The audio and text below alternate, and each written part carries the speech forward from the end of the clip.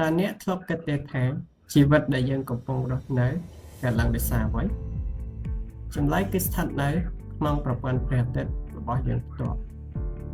ដែលជាកន្លែងដ៏ធំធេងនិងអស្ចារ្យមានព្រះអាទិត្យភពនានានិងអាថ៌កំបាំងគ្រប់ម្ដងនៅចំកណ្ដាលនៃប្រព័ន្ធព្រះអាទិត្យគឺមានព្រះអាទិត្យ The Sun ព្រះអាទិត្យគឺជាផ្កាយដ៏ធំនិងក្តៅបំផុត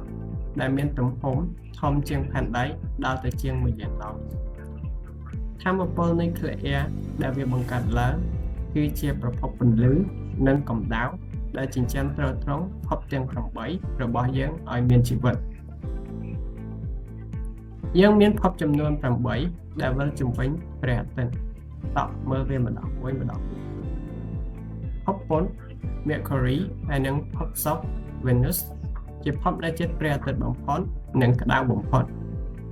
បន្ទាប់មកគឺភពផែនដីដែលជាភពតែមួយគត់ដែលយើងដឹងថាមានទឹកនិងជីវិតបន្តទៅមុខបន្តិចគឺភពអង្គារ Mars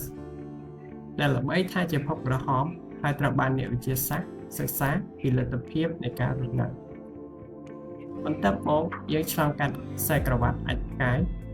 ចូលទៅកាន់ភពស្មានយៈភពព្រហស្បតិ៍ Jupiter គឺជាភពធំជាងគេបង្អស់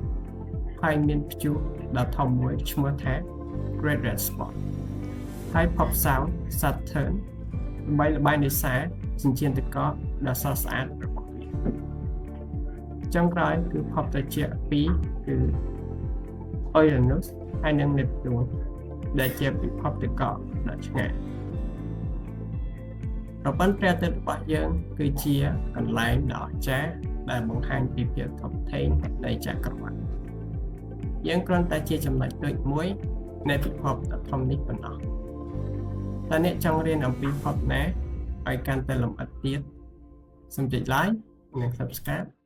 ដើម្បីស្វែងយល់ពីអាថ៌កំបាំងលំហអវកាសទាំងអស់ជាមួយគ្នា